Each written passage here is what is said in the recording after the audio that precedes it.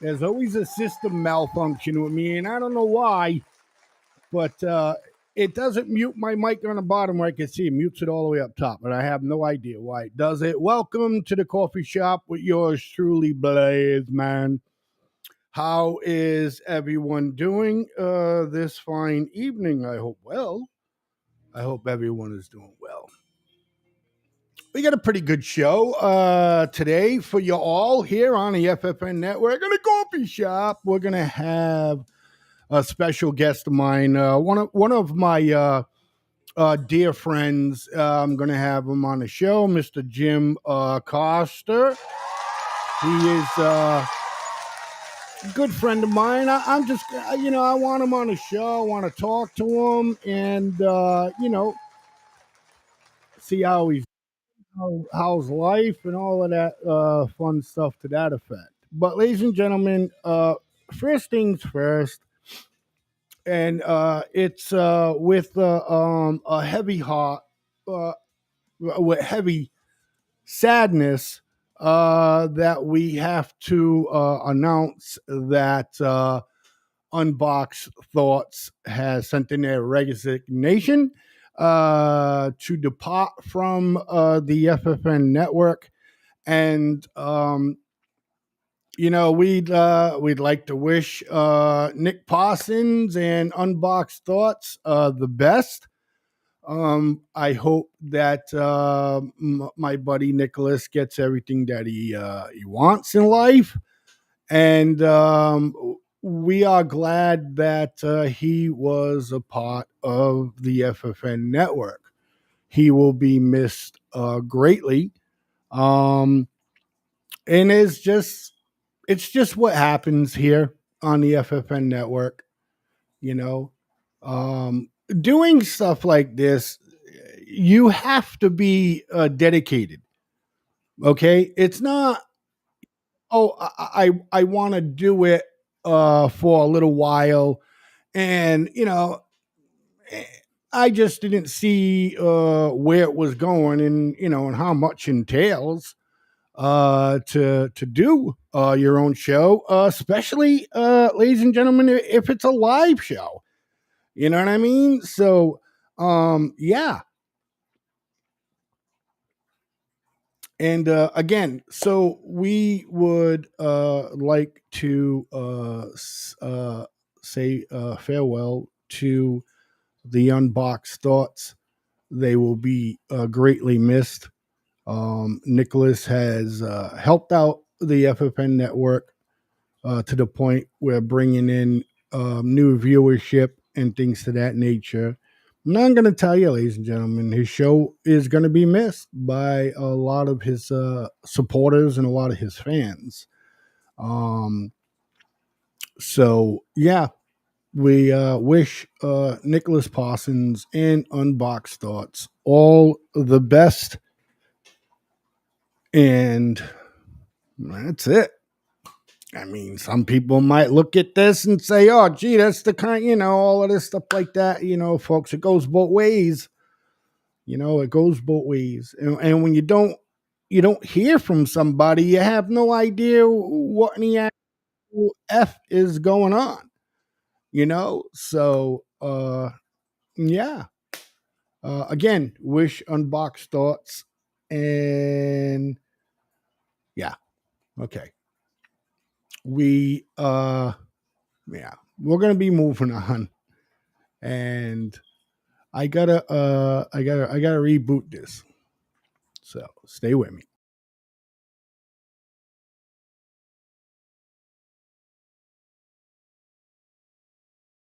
And we are here. Um we get a lot of stuff to talk about. I'm sorry, it just gets me to the point where it's I want to wish everybody all the happiness and all of that stuff like that, but it's just lately, I don't know, folks. But I am going to be bringing on our guest onto the show soon. But ladies and gentlemen, you can catch us live right now on Kicks, Facebook, Twitch, YouTube, X, LinkedIn, TikTok, Instagram, Telegram, D Live, Daily Motions, and Trovo. I say Trovo. It's Trovo, Trovo or Tribo. I don't know. It's one of them. But that's what we are on now, ladies and gentlemen, simultaneously live. And if there's any issues with any of those platforms, ladies and gentlemen, you can always go to ffnnetwork.org and watch us live on our website, which we will be. I want to say about maybe 6 to 7 months from now, we're going to be transitioning everything to the FFNnetwork.org website. So if you're going to want to catch us, ladies and gentlemen, you're going to want to catch us, there. So without further ado, I would like to bring on my guest. He's a little nervous. I didn't do a sound check with him and stuff like that, folks. You know what I mean? But, hey, shit happens when you're doing a live show. So we'll fix his audio when he comes on. Without any further ado, I want to bring on a real good friend of mine. I've known this man, this I can say young man, because I'm old as dirt. And Jesus, I've known him for like 18 years or something like that. It's insane. So without further ado, everybody, I want to bring on my boy, Mr. Jim Costa, onto the coffee shop. Now, hello, Blaze. Can you hear me? Yeah, we got you good, buddy. We got Loud you and clear. loud and clear.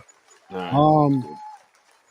So yes, like I was saying, ladies and gentlemen, it could be longer, Jim. I don't know. I mean, I'm saying 18, but I think it's I mean, it's a been. little bit longer. Why can't I hear you so well? Maybe turn me up. Yeah, if you can give me some juice. I don't know. It's all right. I can hear you good enough. Yeah, it's been at least probably that 15, 20 maybe. I don't know. Yeah, it's got to be, like I said, 15, 20 years. You and I met through basically a mutual friend and all that stuff like that. And, try to get some things together and creating the metal band called Project Never. And I One of guess, them. well, yeah, but one of them. But that one has been the most that we had stuck to. Created Facebook page and uh, try to create some music, which we have music that we had done, but Yep. the point of and always you being clever, you're like, oh, let's call it Project Never, and I'm like, well, why Project Never? And you're like, well, because we never get anything done. We Yeah. we never finish. You know what I mean? So it's like, either that or it's just me and you, and we got a guitar player and that sticks around with us for a while and we get work done, and then all of a sudden the guitar player goes bye-bye, and then it's just me and you, and I can't play the guitar worth a lick, you know what I mean? And we can't write songs with just drums, which we've tried, Yeah. you know what I mean, and I think we've succeeded. tried every single way possible to produce music, but unfortunately, between the two of us, we're always missing something. Yeah, exactly. The key parts with bass guitar. But hey, it's great to have you on. You know what I mean? And one of the reasons why, again, I wanted to have you on is because of our history together and trying to create music, and and we do have some pretty cool shit that's up there, ladies and gentlemen. So if you want to go check out Project Never on YouTube and catch some of the songs that we did finish, you can certainly go do that. And also Project Never on Facebook. And you know what's weird about that, Jim, is we still get people that follow the Project Never Facebook page, even though we haven't put a damn thing on there in over 2 years. Yeah, it's pretty amazing to me. You know what I was because I get notifications, you know what I mean, and I'm looking at notifications and I'm like, 5 notifications on Project Never, and people started following. So I think we should put something up there, maybe down the road to make the new people that join in something. Who the hell knows? So how have you been? I just want to jump to this and let's just get this over and done with before you and I can continue. I am personally, as a friend of you and the wife and things to that, I'm happy you're both okay. And the reason why I say that is Jim and his wife Michelle, he got into a terrible motorcycle accident. And Yep. you can look at him right now and probably sit there and say, "Hey, I don't look so bad. He looks okay." You know what I mean? But I agree with you with that as well, because everything with Jim is up here. You know what I'm saying, folks? So, anyways, um, would you like to explain to the audience, Jim, on what happened that day?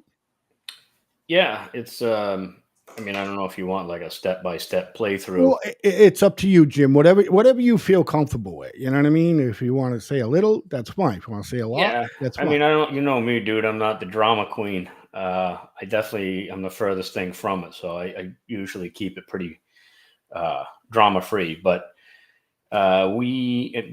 background. I've been riding since I was I don't know 5, 6 years old. I don't even know. Maybe it was a little later than that. Um, since before I was able to completely flat foot any mini bike made to man. I've always been a shorter kid, so um, you know I was riding bikes that long where I had to get a running start to get on them. I don't know, probably at least over 100,000 miles under me on a street bike. I don't even know how many miles on dirt bikes, four wheelers, all those things. Yeah, Um, being a so kid, same yeah, here. I mean, I was like go cars. You know what I mean? yeah, Excuse so me, taking a 5 horse off of a ride lawnmower, man, and put that sucker slanted. Have a oh friend yeah, that could weld, that was going a diamond at the time. It's like, dude, you weld this here, and then you get a five yeah, horse, and trust me, a 5 horse, I think you go yeah, about 40, 45 miles an hour, no problem. You know what I yeah. mean?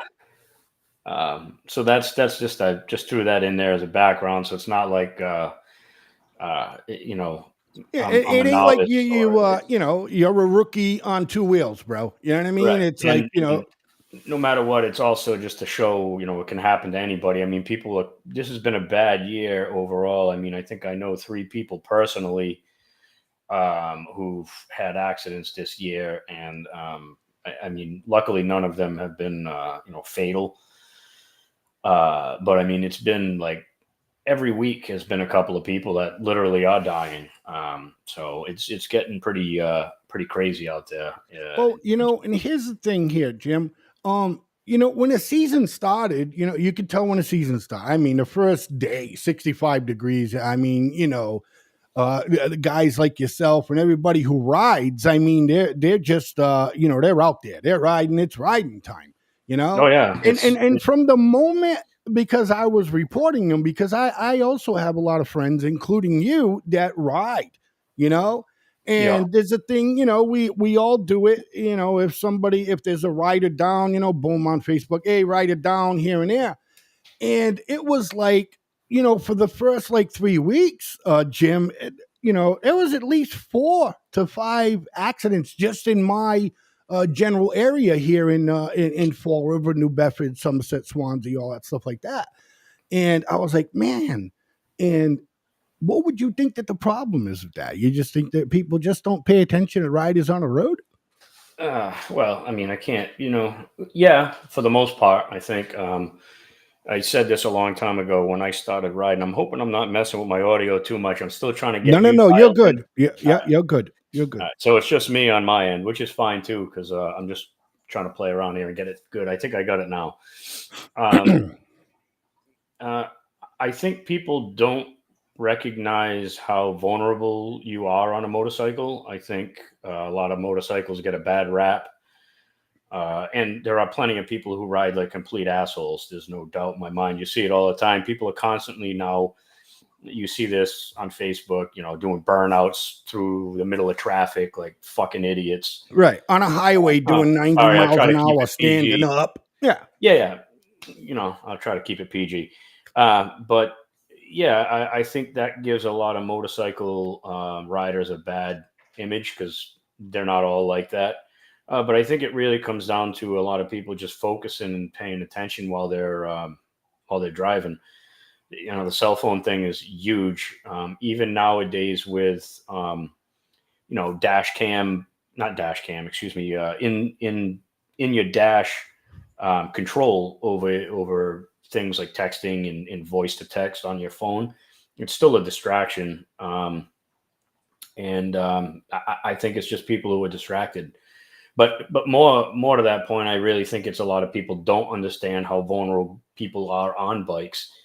Um, because I think if you had to ride, like, just get on a moped and ride across your town on it, you would see how vulnerable you are to Uh, everything. It doesn't yeah. matter, and I think it would make people think twice. I mean, when I got on, it's been 8 years since I started like re-riding again. Again from my younger days when I had kids and stuff. I never purchased any motorcycles or anything like that. So, um, but just getting back on and driving around on the street, you're like, yeah, you're vulnerable. Yeah, your head's on a swivel, and it has to be now. You know Yeah, what I mean? It's to me, what people don't understand is like, all this takes is a split second. Look, your eyes are supposed to be here on the road, kids, ladies and gentlemen, okay? Especially in the summertime because there are riders on the road. And all it takes is a split second. And that means when you go like this, because you think that you're an expert driver and you can read a screen and watch the road at the same time, but all it takes is that one time for you to do that and do that. That's all it takes. yeah. I mean, to be honest with you, even with, like I said, onboard stuff or in your dash stuff anywhere. Excuse me. Um, I forget what the calculation is. I'll get it for you if you want, but it's something like at 65 miles an hour, every 1 second is 85 feet. Um, you move 85 feet per second. Right, per I, second. I, Yeah. I could be wrong on that. I was just going to Well, look it up while I was looking away, but it's no, it's okay. I'm I pretty mean, sure look, it's, I'm pretty sure we're close. yeah, it's, but there's no time to react after that. I mean, No, and just the processing speed of the human brain to be able to look at something and go, oh, there's a problem, to actually reacting is generally like 2 seconds. So you're talking, 170 feet worth of, time that, decision making. yeah. Yeah. So, I mean, there's a lot of different things. So people following bikes closely like that is one of them. But again, it's just plain and simple paying attention. And it's bikes too. Bikes do stupid shit. Again, yeah, and that's like everything. And what I one of the reasons why I had you on today, pal, is because I want to fucking get some kind of awareness out there. I mean, my God, again, I've known you for so long. I've known Michelle. I've met your children. You guys have children, and I'm like, I was like, yeah, you didn't hear much from me because I was like sitting there. I was telling my wife, I'm like, look, man, I'm gonna get a hold of him, make sure it's okay. He'll tell me how they're feeling and stuff like that. I said, but I gotta give them I'm not going to be, hey, you okay? What's happening? Oh, what happened? And, because again, like Jim said in the beginning, Jim's not into like, oh man, woe was fucking me. You know what I mean? And I'm pretty sure that, he understood that I was giving him, Yeah, time. I mean, You know what I'm saying? I Just know to you chill. obviously you weren't blowing me off. I mean, it gets to the point where you're telling the same story 15 times, and you're like, Exactly. don't feel Exactly. like you should know. I mean, you've gone through plenty of surgeries where you got to explain yourself. You Exactly. know, Exactly. so I by no And means did I that's think you one of weren't. the things, because again, I know Jim pretty well. You know what I mean? They'll just be with me. I think it's a little easier with me because we just mess with one another all the time, And I'm not calling him. He's like, dude, I already told his story 14 fucking times already. You know what I Honestly, it mean? got to the point where I made a notepad in my phone, and I just Would send it voice to text exactly what happened, and people right. would say, and I would change it every week or two to people going, "How you doing?" And then I would voice text one, and I could just, send that out. yeah, Like, and send them all out. How you doing? Yeah, and it's again, just like it's not because I don't appreciate people reaching out to me either. Obviously, you do, but again, it just like you tell the same story 20 exactly. times. You're So dealing with everything that's going on. You know yeah, what I'm it's saying? been what a shit. I mean, aside from the wrecking my bike and the injury, it's just been a total circus. The whole everything. I don't know if it's just my experience or it's just again the way these United States are just going lately, and people in general just failing miserably at every We'll turn. get to that in a minute, but Yeah, but um, so long story short, we were leaving. no, Excuse I'm me. sorry, but Michelle, in all honesty, I would say it was fair to say that she got a pretty good brunt of the accident. She got it worse than I did. Yeah. Yeah. Yeah, Um, because she's the passenger. Was she throwing? Did you dump the bike? Not somebody pull out in front of you and just hit you? yeah, that's the I thing. don't know how much you could talk about this. I don't know if you got something private going on with the It doesn't. None situation. of that. I don't think would have anything to do with anything. I don't have to worry about Okay, that. As okay, far as like um, legal. lawyer. All let's be No, I mean real I don't here. know. Maybe they would, but I Right, don't know. It's going to be the same story I tell pretty much wherever it goes. The I don't have an entire. I don't know what the fall was like. I know like basically right up to the last couple of seconds of where things took place. Because again, it's kind of strange, and you hear stories, but you can't grasp it until like something like that happens. But your brain shuts it off. Like it doesn't even allow you to like. At least mine in this particular case, I know in many other accidents, not just motorcycle, but any accident, sometimes will just kind of just hits the reset button on you and doesn't let you kind of go through it. right. So basically, the long and short of it was we were merging into a place, um, and I checked. Nobody was there. Next time I checked, there was a car literally on the side of me. And that's the last thing I remember in like a conscious state, I guess, or Right. through the rest of the next day. I woke up afterwards. I was lying on my back. My helmet wasn't on, which was Oh my weird god. because Right. I don't know if it blew off me or if I took it off because I don't know. Right. Um, so what actually happened? So What I you was unconscious for a little while, as far as you know, no, I don't think I like I said I wasn't unconscious. like a fog of war type of deal. He's like, It was literally like when you're in a dream and you see something about to happen and wake up. right. That's what it was. Okay. But it wasn't. Again, I don't know if I showed you pictures of my helmet. My helmet was like, you know, the whole side of it's all scarred. Like Oh it was my pretty god. bad. Oh yeah. Yeah. I don't know if you have the ability to put pictures up. I could send one and you could pop it Yeah, up if you send want. it to me. You know where to send it to me if you Yeah, would I like. have I'll that and throw my it. wife's. If we go to a break, you can do what you want with it. But yeah, so I didn't know what happened. Like at that next moment, like I said, it appeared to me as if a car, and I wasn't onto the spot where I was merging, so I don't know where this car came from. Again, this is telling you the truth. Like I have been riding as long as I have, and nothing like this has ever happened to me before. It was also in a construction zone at 11:30 at night, so there are a lot of factors that play into this. The ground itself, I believe, was still torn up. There were cones. The roadway itself wasn't clean, so to speak. Understand. So I don't know. I don't know if the bike washed out, if I managed to miss this person, and that caused me to. There's a few different terminologies. Like high side of bike is usually like if you slide one way Hmm. and your tire grips, it'll usually launch you.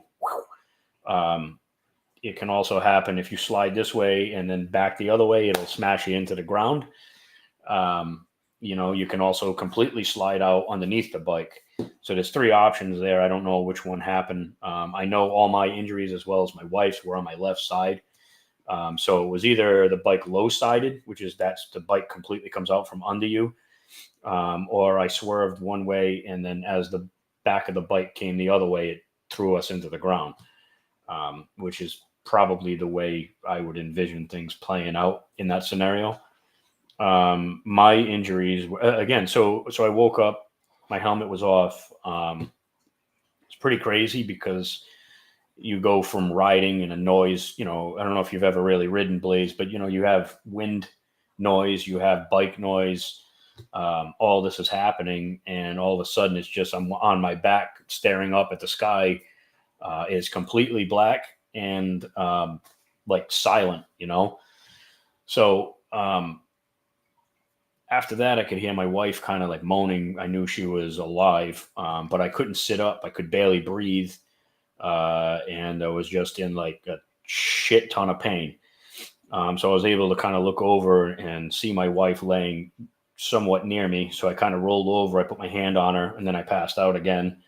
I woke up in the ambulance, and then I woke up in the ER, like being brought in, looking. You see yourself being brought in. Yeah, you see the lights, and Yeah, that's things are not good. right, right. I woke up. Panic, I would assume, starts setting in a little bit, and like, what exactly, Yeah, what's there going wasn't much on. going on in my head at that time, to be honest with you. It was Right. just, at that point, I think they had me kind of somewhat, not completely sedated, obviously, but they definitely had me on like sedating type of drugs because I Right. wasn't really feeling anything, and it was like a dream. I would just wake up in different spots. Um, and then the last time I woke up, I was in the ER, hallway or whatever, just waiting for a bed Right. to open up for me. Um, but yeah, and that was brutal. So the injuries I sustained were 6 broken ribs that were all in the back, like so anterior, I think they call it. Hmm. So it's ribs 4 through 10. And then 2 of those ribs, I think like 5 and 6 or something, are broken up front as well. So I got multiple fractures on those two. And that was the Painful. first. Oh, there's no word for it, dude. Like Painful. legitimately, I Yeah, you just, can't I breathe. You haven't, can't do anything. luckily, in my life, aside from, some decent cuts, some smashes with things. Yeah, I I've been gotcha. I've been lucky to not be in this particular situation. So the amount of pain that I was feeling was like I didn't even know you could feel that much pain, to be honest with you, and be awake. Um, so that was a shitty experience. The first 3 days, well, yeah, probably the first 3 days because I got out Wednesday and it was Saturday. So yeah, basically 2 days. First 2 days, I couldn't walk. It took me a day and a half to even be able to roll over to sit up just because of pain. Yeah. Oh yeah. No other reason. Um, and yeah, so it was brutal. And the worst part about, well, I can't say the worst part. Another shitty part about it was my phone was tied to a mount on my bike. So the bike was gone. I didn't know where the bike was. I had nobody's phone number except for my wife's, which obviously is in the hospital. So I had no way to contact anybody. Literally, I don't know anybody's number anymore. That's another downfall of cell phones. Right. You Um, rely it- on it. yeah. So it took till I think 2 to 3 o'clock in the afternoon the following day that my parents ended up showing up. They must have heard through word of mouth and all Yeah. that. And then they had to go pick my phone up at the state police. And then it was not until 10 o'clock or so the following day that I actually got a room. So I was in on like whenever those shitty little gurneys they use when you get brought into a ER room for 22 hours basically. Yeah. So that sucked too. Been there. Been Yeah, there. Rhode Island Hospital, sitting in a hallway, fucking screaming in pain. Excuse my French, for 15 hours. you know, like 15 hours. and they offered me again. It wasn't like they weren't offering me things, but I'm not. I don't like like morphine. I'm not into that shit. Right. I don't know if they can give you to it at low levels. Maybe I would have been able to handle it, but I Oh, just trust wasn't. me, my friend, you had a little bit, but I understand what you're saying. You know I what I think mean? moving in when I initially showed up, but I kept asking for something. They're like, dude, we got you on Oxy, you're on Dilaudid and what was- Toradol. So, Toradol, and they're like, you're maxed out. the We can't favorites, Toradol, and the other one you said, yeah, Dilaudid. Yeah. Dilaudid, yeah, Yeah, so those would work well, but it was short lived. So you'd get it, yeah, and then you'd kind of feel like this. All right, I can breathe again for an hour or two, and then it yeah. would wear off. And then the only other thing they offered me was like an epidural, and I'm like, absolutely not. Like, I already got enough problems back here, dude. I don't want anybody sticking me with needles in my spine, So I'm Right. sure you know Oh, that I've had story. plenty of them. Yeah, no, I was all I set. have had plenty of them, Hmm. and to be all honest, if I had you on the phone, bro, and this is the God's honest truth, I would have told you, Jim, take it. Yeah, Yeah, yeah, because you would have felt no pain. You wouldn't have to worry about them giving you fucking morphine and opioids and all that shit like that. Trust me, I hope to God you're never in that situation again. yeah, But me too. Trust if me. I had you on the phone, brother, on my children, I would have said, Jim, take the fucking epidural, bro. You know what I Yeah. mean? Because that would have took away. It takes away pain from below of your man breast, a little bit down from your man breast, all the way down.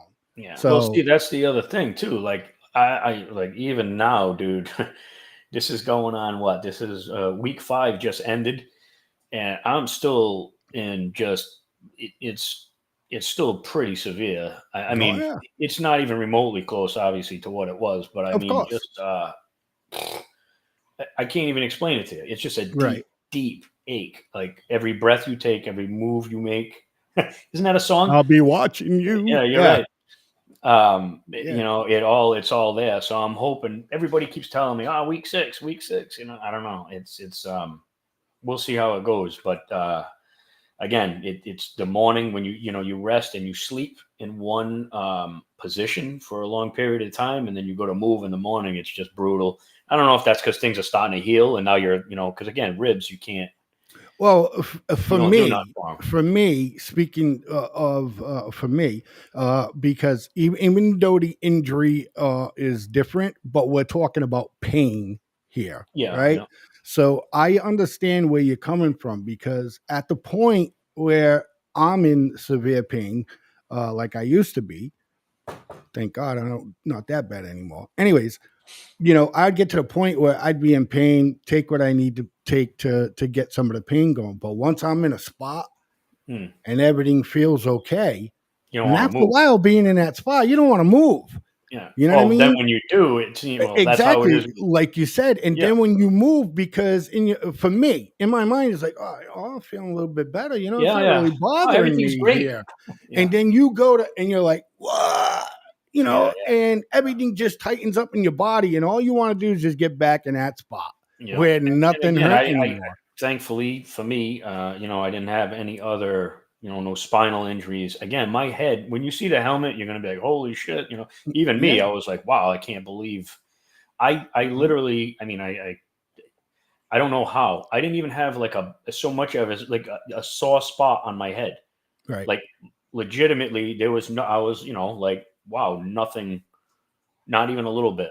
I mean, it Right. was absolutely amazing to me that The of helmet. all things. I mean, the whole rest of your body, both my arm, like you feel like, oh, must have whacked that, there's a spot there, Yeah. And my head road zero. rash Like, alone. Jesus yeah, Christ. Yeah. luckily, again, I had a spot about I don't know, $half to maybe $1 size spot on the top of my knee. Right. So again, just the way we landed. Luckily, we didn't slide too long, or if we did, it was mainly on my jacket. My jacket got ripped up a little bit, but on my wife's side now, she got the same 6 broken ribs. I know her numbers are a little bit different. I don't remember exactly what they are. Same thing. She's got 2 of them that broke front and rear. But the difference was, and it's a natural thing. I'm sure you can't really change it again. Especially she doesn't even remember even up to the point of where it took place. Like she's Right. completely blank. Her mind just shut it right out. But Right. For um, me, and to be honest, that's a good thing. yeah, I You mean, know, not to it is and it's not. You know what I mean? Because at the same time, well, she's like, it bothers me that I'll never know like what actually what happened. actually happened. Yeah, but But at the same uh, time, it's you don't want to have to keep do you reliving want that to shit either. remember it? Yeah. Yeah. Do you want to So remember it? I mean, I don't know for a fact because I didn't get to watch the scene Mhm. unfold, but I'm assuming the way her injuries are, along with mine, like the last two, these fingers, but back in this area here, I guess they call it a metacarpal. So you got Yes, bones that go all the way back to tie to your wrist. The, exactly. these two bones, I don't know if they fully broke or they just fractured. Yeah. But she's got that, and that's a lot of pain for her. Obviously, again, that's one of those things like littlest movement is gonna cause you pain. Yeah. Same thing. I don't. She didn't break her wrist, but I'm sure the impact because I think that's what happened. She put her hand out to stop her Yeah. fall. Yep. When her arm broke, she broke her arm, and it came out the back of her arm, Oh. her bone. So it came about a couple inches over her elbow, and it Hmm. poked out back. So Yeah. they had to locate that and put pins with screws in Yep. to let that heal. So I'm assuming that impact on her wrist is that's going to have there's going to be Right. pain in there as well. And I agree with you. I mean, we're not accident investigators, but from being like kids and stuff like that, falling off your bike, and the first thing you do is your hands come out. Yeah. Now, You see, know, that's where I learned not to. I've always been a tuck and roll guy, and just hope for the best. But I mean, you can't, your right. body naturally does that. Right. Yeah, Uh, exactly. It's, to embrace, to try yeah, to, your stop the brain's trying to fall or preserve your whatever. life. Yeah, Um, exactly. And so yeah, that's what could have happened. She could have been putting her arm out to stop the I'm fall. certain that's what happened. Yeah. I mean, one way or the other, that is what happened. How it got to that point, I don't know. Yeah. But When but and yeah, she's definitely got a lot more healing to do. The arm itself, I don't think is as I mean, again, I don't want to speak for her because she's in a lot of pain, yeah, still, absolutely. just like I am. But I think Hmm. too, having more stuff to heal, I think you heal a little slower, maybe. Yes. I don't know the answer to that one either. I'm Your not a ribs, doctor, but ribs, ribs can take a while. Depends on the person. You well, know what I they mean? say a minimum of like 8 weeks for the ribs to heal. But the people that I've talked to are like, dude, you're going to be feeling that 6 months, 8 months till you're not. I don't want to even say pain free, but it's going to be till you can not There's worry gonna about it be being yeah. yeah, you're gonna have, So, you're gonna have days where it's gonna be okay. yeah, Excuse me, yeah, and you're gonna have days where it's like you'll be like, Michelle's gonna be like, "Oh, you okay, babe? Yeah, it's just fucking bothering me today, yeah. babe." You know what I See, mean? that That's was what me they mean yesterday. by 6 to 8 months. Yeah, that was me yesterday. Like, I have. I'm gonna call them good days. Where the pain is there, but it's not overwhelming. You can move on and you do things. It's You can not. push through it.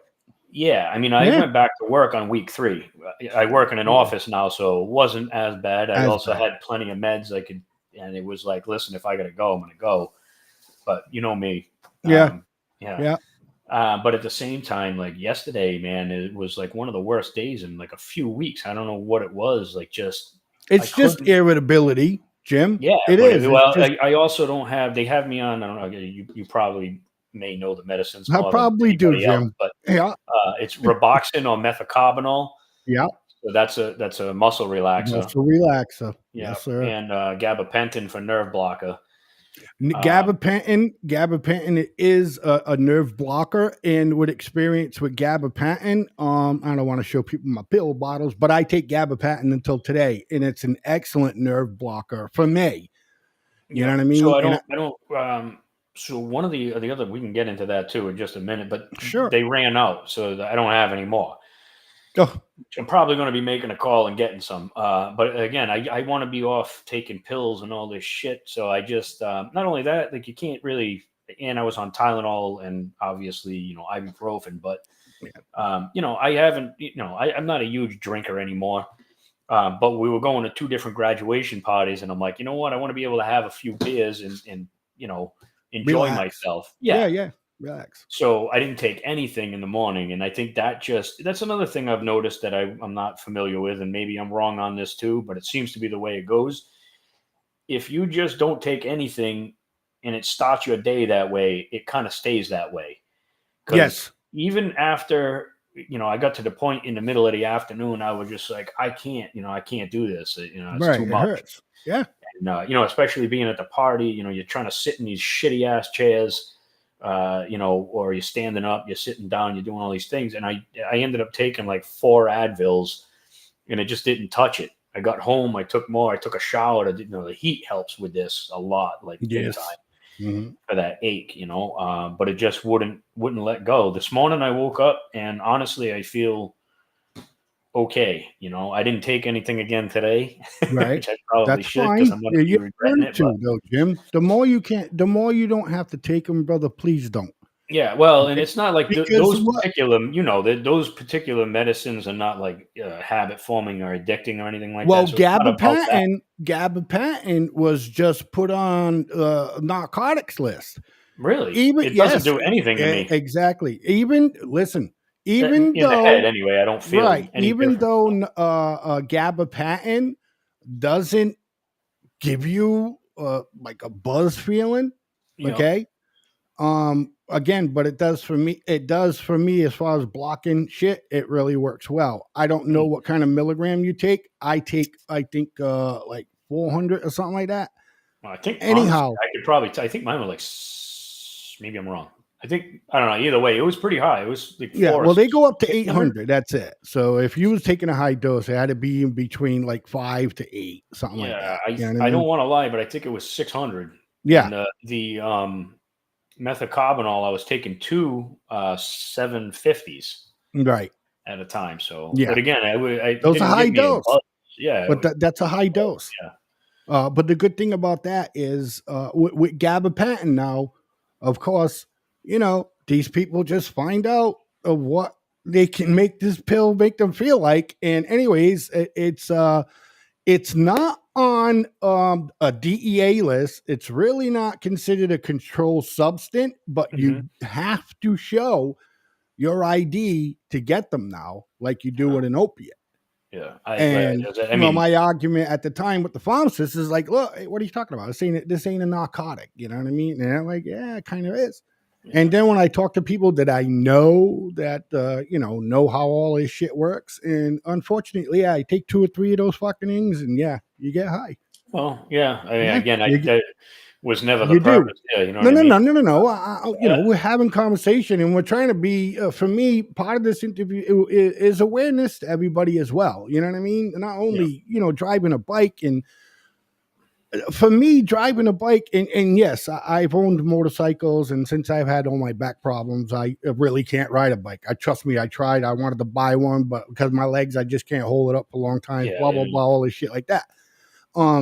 But it's when you're driving a bike, you want to relax just like you're driving in a car. But for me, driving a bike, it's like, Yeah. I don't you know know if what I'm I've been. saying? Yeah, yeah, yeah. Oh, yeah. I know exactly what you mean. And And again, it's because it's just people don't pay attention. I was over here at the Newport Creamery. You did see the post because you liked it, or whatever. And I put bike it down, and I watched this woman. Of course, she's got the kids in the car. They just left Newport Creamery, and I'm watching her, and she's going out of the driveway. Okay, now this is a very a trafficked road, and it comes off a rotary where people are coming off the highway. Okay, and I'm watching her, and I'm not thinking, I'm just watching her. You know what I mean? And I see her. She's looking to the right. She looked to the left. I didn't see a bike. Okay, because this is how fast it happens. You oh know, yeah, and then she didn't look again. And I encourage everybody who drives a car, especially in bike season, to look fucking twice. Okay. And she only looked once. And then before you know it, there he was. And she pulled right out of the driveway and fucking nailed him. You yeah. know what I And mean? again, And there's certain instances like that. There's not a thing you can do. No, It's just, it's just there. and again, I'm not going to sit here and preach about, lessons No. to motorcycle people because I just obviously had an incident. But I mean, in the time I've been riding, I always have. I can't say always. It's not the right term. There have been several incidences where things could have went bad.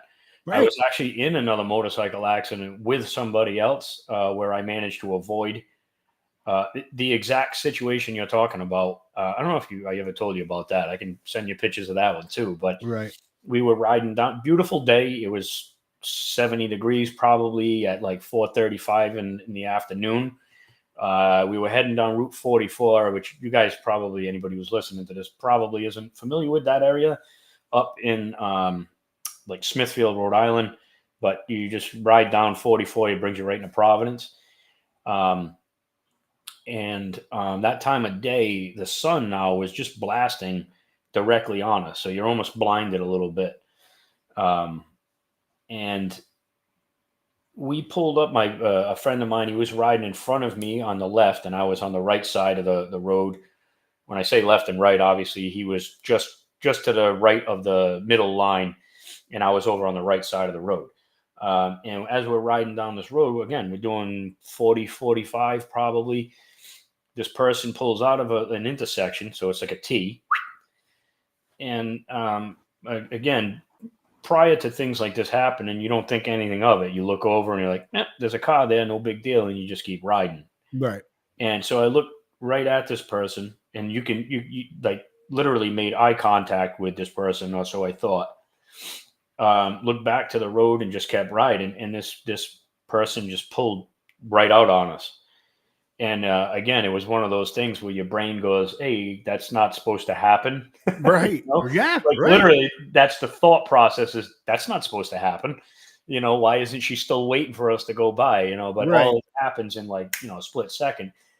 And then I look over at him and I see the position of the car and where he is, and I'm already like, he's done. Like there's not Right. a thing he can do. And I don't. This is the first time I rode with this guy. I just met him like I don't know a month or two ago, and we just started hanging out with like him and his wife and stuff like that. Yeah. And man, so it was like this whole situation where my brain just kind of switched over and went, "Hey, stop looking at that because there's nothing you can do about it." You know Right. what I mean? And Yep. that's a shitty feeling in your head. This all happens in like milliseconds, Yeah. but it takes an hour to play out. Yeah. And as I just focused on me and what I had to do, and I made it by the back of her car by I don't know, and I'm not. I totally can show you the pictures. I'm not bullshitting you. Probably 3 feet. I managed to come to a stop without hitting again. I can show you the pictures. It's almost like it was meant to happen this way. There was a telephone pole because there was a sidewalk and a guardrail that came up that side road, and there was a hole in it big enough to fit me and probably two more bikes. And it went down into a field, and that's exactly where my front end was pointed, and that's where the bike stopped. I Right. shut the bike off. I got off. He just drilled the side of the car full speed ahead. Oh Jesus. Yeah, luckily the car stopped. She pulled out and again, like it just stopped in the road. Right. So again, the only reason why I made it by that was because she stopped where she did. If she would have stopped another 3 feet earlier, I would have drilled the back of that car. Right. In any case, luckily for him, he made it over the front of the car, like flipped right over the bike. Again, if she was another 3 feet forward, he wouldn't have made it over the bike. It would have been like hitting a wall. Right. So Mm-hmm. he ended up with a broken thumb, I believe, or a broken ankle, sprained his thumb, some road rash, and that was it. Oh, thank God. That was like the scariest ride home of my life because after that happened, God, I was just scared to ride for like 2 weeks. But that ride home was like every single person that would pull out from the left. Oh yeah, you would. Yeah. It was dangerous literally for me to be riding because I was that nervous about. And that's another thing I tell people, anybody who's thinking about riding or anything like that, you have to, and I can say this with a little less confidence now, maybe, but you have to be able to be willing to accept those risks and not let it influence the way you ride. Because Exactly. being scared and nervous, you will get killed quicker than anything else. Fucking A. I agree with that 1,000%. I agree Oh, with that yeah. 1,000%. So in any case, You it's good to can't, be. you You have can't, to be you, cautious, but you yeah, can't make it you can't cripple drive you. scared. Yeah, and that's. I just got chills thinking about that. Yeah. Um, but Dude, fuck off. Yeah.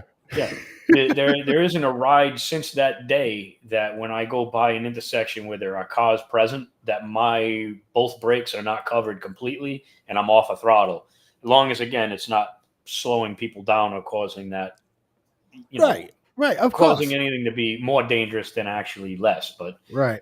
again, that's another thing to watch out. And that was one of the things that you got to realize. Like you slow down too much, that person's going to pull out because they think they got time to go, and it's Yeah. going to be a problem. So Right. it is. It's a crazy thing, and so it plays with your mind a lot. But again, it's Absolutely. And all this with that, stuff is. with that being said, I'll let you think about it a little bit. We're going to run a quick break, and maybe we'll get a couple of pitches. And Yeah, I I can just send. want to touch base with you, just a little bit more, because I am. Jesus, Jim. When you look at your helmet, something to think about during break. When you looked at your helmet, did you say to yourself, "It could have been my fucking skull"? Oh yeah, I and the crazy thing again about all of this is you wake when you wake. I mean, dude, there's so many things that could have just went like horribly wrong with this. I mean, my wife is again extremely lucky that they were able to just put her arm back together the way they were. I mean, there are a lot of you Absolutely. lose arms, you lose legs, Uh-huh. you lose body parts pretty easily with things like that. Again, they did to the lady I made it by 3 feet on the back of that car. Maybe she only went 2 feet and it blew my leg off. You know what I mean? Like Right. you have, and that's what I mean when I talk about vulnerability. You have no protection at all. You're literally just cruising along, no different than you were just sitting on nothing in air at whatever speed you're riding. And you're going to clip things, you're going to smash into them, and it usually does not end up in a good situation Well, when you crash a yeah. bike. So It don't all in know. all, we are, I'm still in a lot of pain. I broke some shit, but it could have been so much worse on so many other levels. I mean, shit, a lot of people get paralyzed. You know, and to me, that would be the worst thing. Honestly, I've been wheeling myself off a cliff, dude. You know me, I couldn't do that. No. So No, I'm I didn't even want to thankful. think about that. So, but Yeah, no, I mean, but so again, we're in some rough shape still. 5 weeks later, um, but it could have been so much worse, and so many people do get it so much worse. I'm just absolutely, I'm absolutely. happy we made it through the way we did. Yeah, you So and me both, pal. All right, ladies and gentlemen, stick around. I got my buddy Jim Costa here. He's talking about his motorcycle accident, and thank God that him and Michelle are doing fine in their own way, and they're still dealing with a lot of pain and issues. But they're, he's still with me to aggravate me and things like that, and that's what I'm happy I'll about be the most. doing that after I'm dead, Blaze. You Yeah, mark my words. probably. Because the worst thing I think about once, if I do go by the gates and I hear there's the fucker over there, and I see him, and I'll be like, "Can I go back?" No. We'll be right back, ladies and gentlemen. We'll talk with Jim a little bit more. And thanks everybody for watching the coffee shop with yours truly, Blaze Man. And we'll be right back in a couple of minutes. Stay tuned. My name is Steven, your public relations officer at FFN Media Network. We believe that every story deserves to be heard. Every voice deserves to be amplified, and every idea deserves to shine. As a small media company, we are committed to creating a platform where content creators, visionaries, and changemakers like you can thrive. You might say to yourself, why do we need FFN Network? Well, let me tell you what we can do for you. 1. Our mission is simple: empower, elevate, and engage. We are not just another media outlet. 2. Our producers will help you build your show, add content, and put you on 15 different platforms. 3. We help you promote your show. Whether it is through captivating articles, thought-provoking videos, or inspiring podcasts, we are here to help you make a difference. What sets us apart? At FFN Media Network, we embrace hard work. Our team of talented producers and creators come from all social classes, ensuring that our content reflects a rich tapestry of experiences, cultures, and viewpoints. Join the FFN team. Join FFN Media Network and be part of a community that celebrates creativity, authenticity, and positive impact. Let us amplify your voice and share your story on FFN Network and with the world. Get to know our founder, Blaise St. Pierre, the new guy in the media industry. So if you have a great idea for a show or a business and want to place an ad on FFN Network, give us a call at 774-704-5145 or email us at ffnnetwork9@gmail.com and join the FFN Network family. Thank you. FFN Network.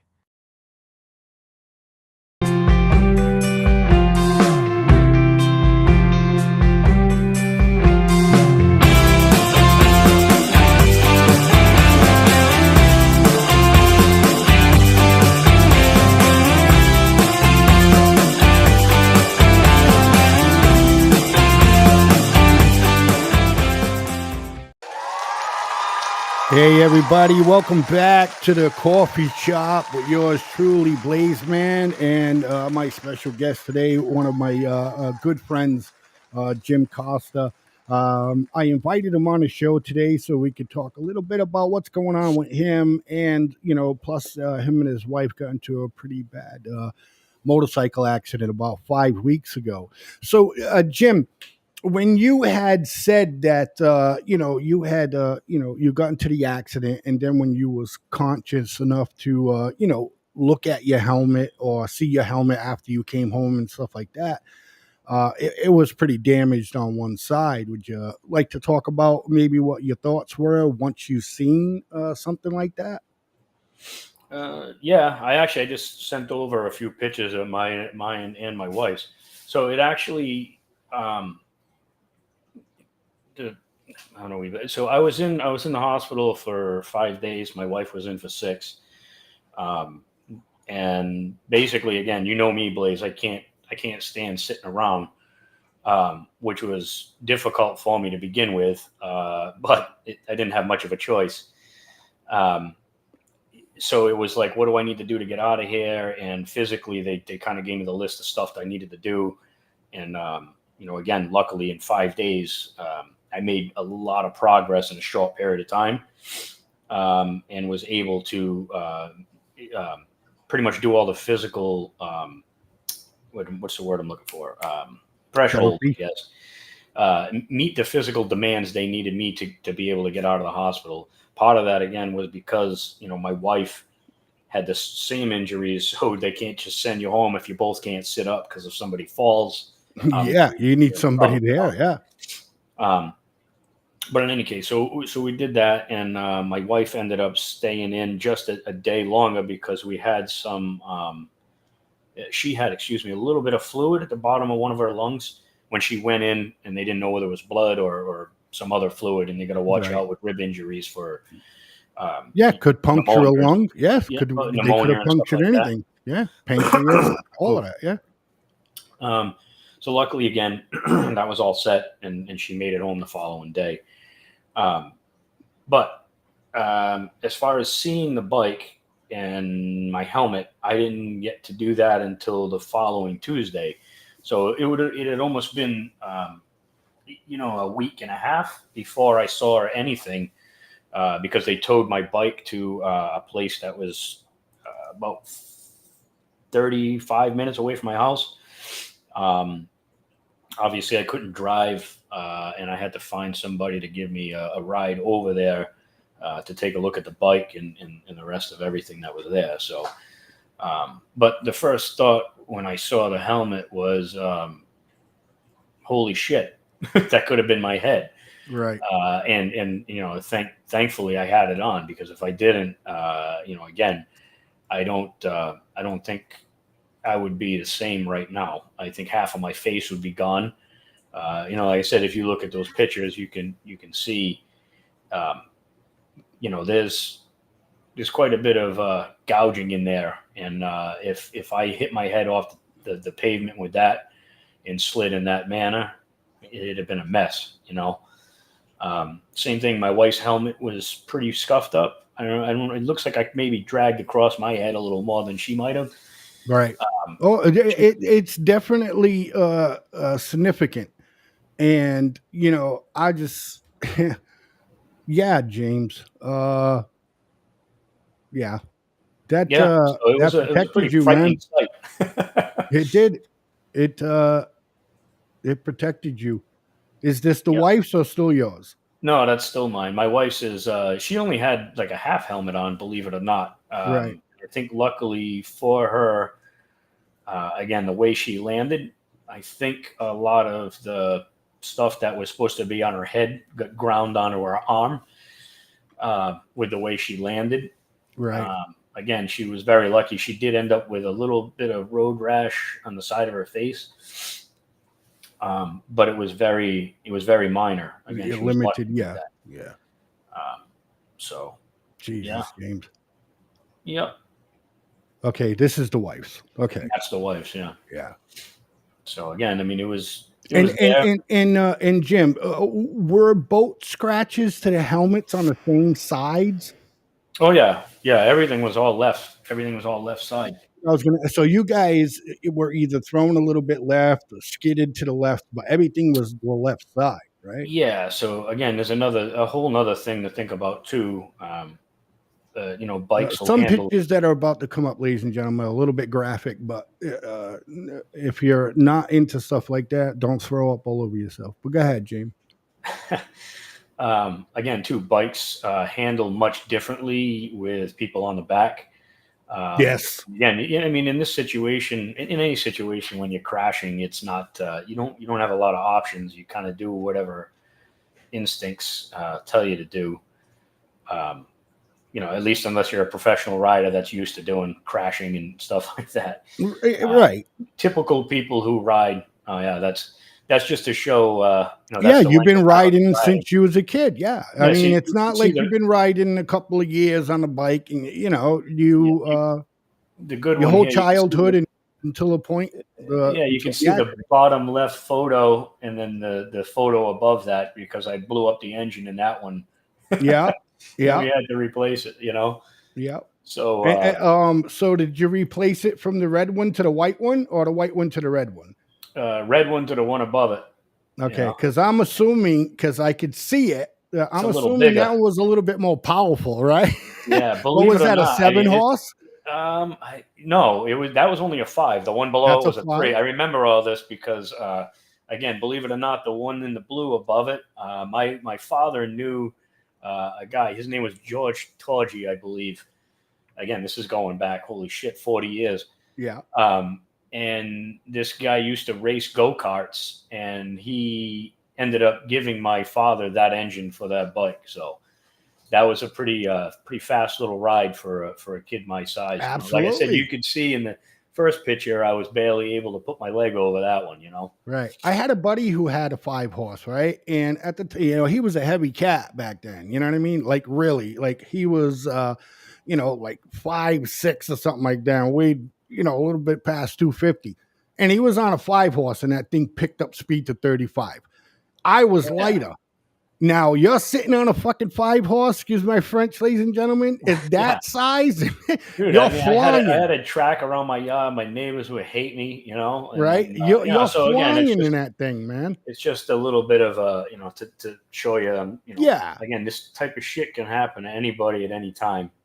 So yeah, that right there, those 2 little marks were the extent of the road rash I got. Thankfully, right. Again, right.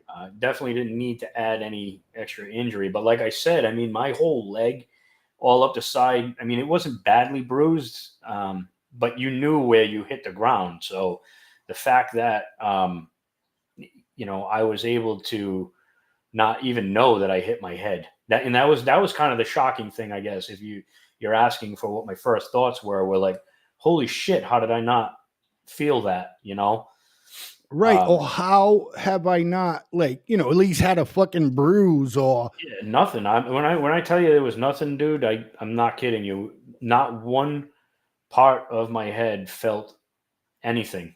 Well, Nothing. I'll tell you what, Jim, right now, I mean, I guarantee you once you get back on a horse and when you buy your new helmet, it's going to fucking be from that company. Yeah, well, I would. It's going to be a little bit. I don't think I'm going to be on this year because I just no. I took the bike back and I'm starting buying parts, but I can't even do anything. I literally Right. can't turn a wrench right now. Any Right. weight or twisting is just not happening. No. And it's not going to be And for a little while. I'll tell you the other, what do you want to say? The other fallout that I guess, you don't recognize right up front is the family aspect of this. Both my kids, literally for 4 or 5 hours didn't know if they had parents anymore. And that was pretty difficult pill to swallow, My youngest took it pretty hard. He's usually the type of kid who will, He's you. yeah, he puts I know everything that. off and I he know that. swallows everything down and doesn't, he pretends like everything's fine. Yeah, he's you. Well, both of my kids kind of do that, I think a lot of people do, but Yeah, more for me, more the little guy. Every time I see him, every time, the wife just put something up about him wanting to get some side jobs. And I'm like, look at this little dude. I'm like, he's his father.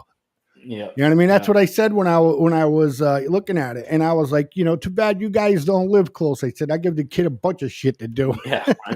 I give him a bunch of shit to do, but you know how that goes. Yeah, exactly. It's always easy Yeah. to give the parents a fucking hard time. And then as long as they're the way you raised them around other people, they're always going to give shit at home. You can't stop that, because it's mom and dad. I can get away with more, Absolutely. But that must have been crazy. Yeah, it was so that night, and man, I got to give it to my wife because she managed somehow, because when we ride, she always had her phone. It was like a wrist strap. Yes.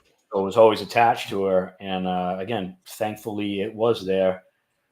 So even after the accident, the first thing she did when she because she was like out, I mean, she didn't end up with like a brain injury, nothing like that, even with that small helmet. Thank God, Yeah.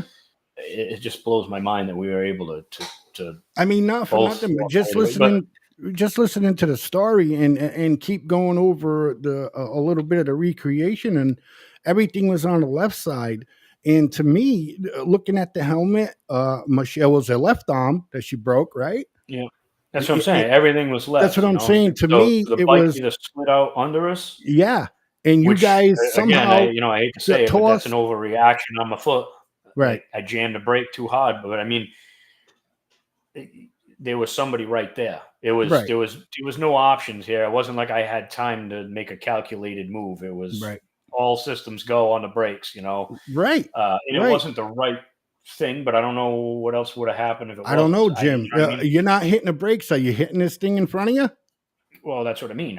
There was no you dumped the bike. Making. It would go full speed ahead on the brakes. You know what I mean? Well, I know you don't remember, but everything that comes with it seems like you did everything you could and you dumped the bike. Yeah. So like I said, it's kind of, in again, accidents on dirt bikes and things in the past. Yes. I feel like if I did low side it and be under that bike, there would have been much more damage to legs, because you don't just come out from under a bike, know. That's why I'm going with your theory that you said earlier. When you hit the brakes, you think that because they were working on the road that a tire caught, and that's when you guys got thrown. Well, I think the back end of the bike went to the right, and I tried to correct and overcorrected the opposite way. And then it got caught, which flipped the bike to the left. Correct. Right. So, but that'll happen. I mean, on regular tar, it's just, if you go watch, you can go watch motorcycle racing crashes, and you can see it happen all the time. It's the way guys get thrown off bikes. I've read stories, James, where a dude hit like a rock about like this side on a highway with his front fucking tire on a bike, and he, unfortunately, he's not with us today. Yeah, you know what I mean? So anything. Yeah. So, long story short, too, so wrapping that up there with my youngest, a lot of the guys that I have tons of people I ride with up here. It's part of like what I do every Saturday. Which is tough. It's your biking community, yeah. Yeah, my wife and I both, we made so many friends up here. With we had, again, certainly not saying everything sucks, because it's not. Don't read into this the wrong way. But, we had tons of plans for this year to do all kinds of things with a lot of different groups. Yep. So a lot of these people also live down. I'm like a one way in, one way out in my neighborhood. Yes, sir.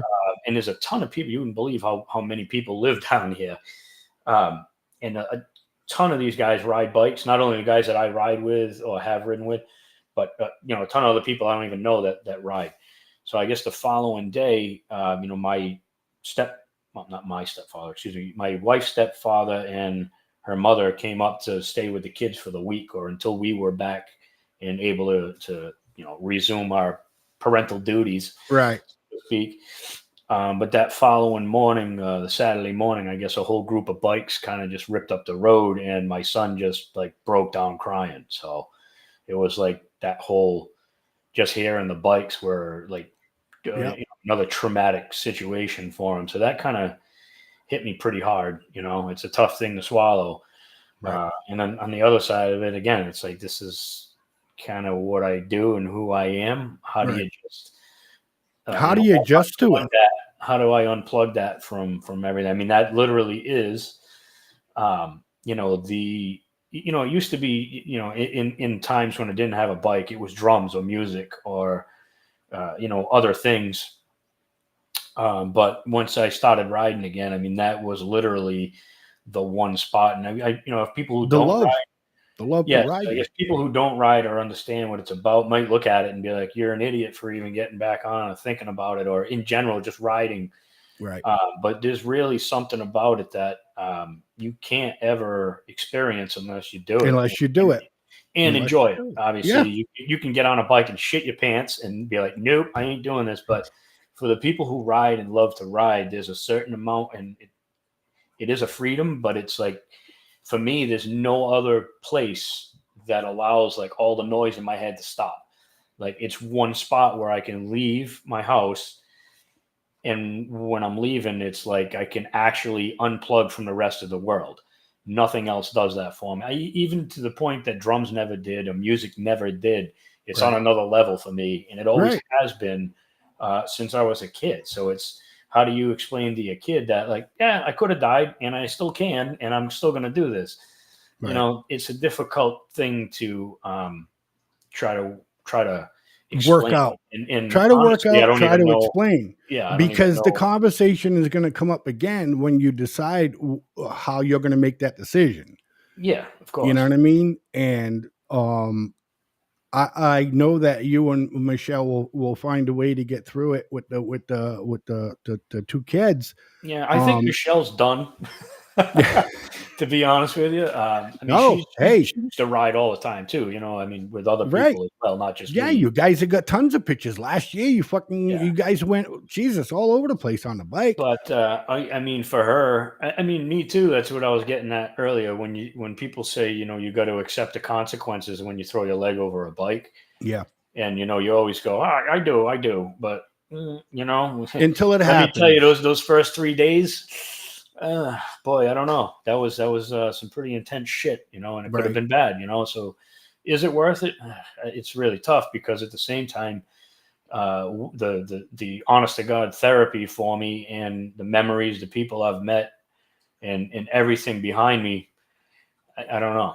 I don't know if it was worth it or not, or if it will be in the future. So that's, I can't say that I won't ever not ride again. I don't know. Maybe I won't ride to the extent that I do now. But again, all of this is well, I'll literally, tell you what. Literally doesn't mean anything because you can drive to the store and get killed, or you can, dude.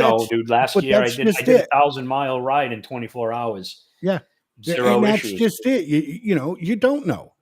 And that will make the decision, even more harder. Look, the bottom line is, yes, 150% you are more vulnerable on a motorcycle than you are a car. Well, if you get into a car accident, you survive the car accident, you got to go to work. See, you got to get behind the wheel. You got to, get rid of that fear somehow, in order to do that. And a motorcycle, on the other hand, is more for recreational. Oh, it's a complete choice. So that's what I mean. People, you accept the reality of it, and you go, absolutely, until you're laying in a bed with 6 broken ribs and you can't walk, and you're pissing in a bottle for 5 days. Yeah. Yeah. Yeah. So again, I can't really tell you what the future brings with Well, that what we yet. can tell everybody that's watching, and we got a pretty good following going on right now. Numbers don't show up here because Trovo, Trovo, I have to actually go to their website to look because the numbers won't show up here. Anyways, that's a couple of them. But we got, and the message for me, and one of the reasons why I had my buddy Jim Costa on a show, who, for those of you that are just joining, got into a pretty bad motorcycle accident with his wife about 5 weeks ago.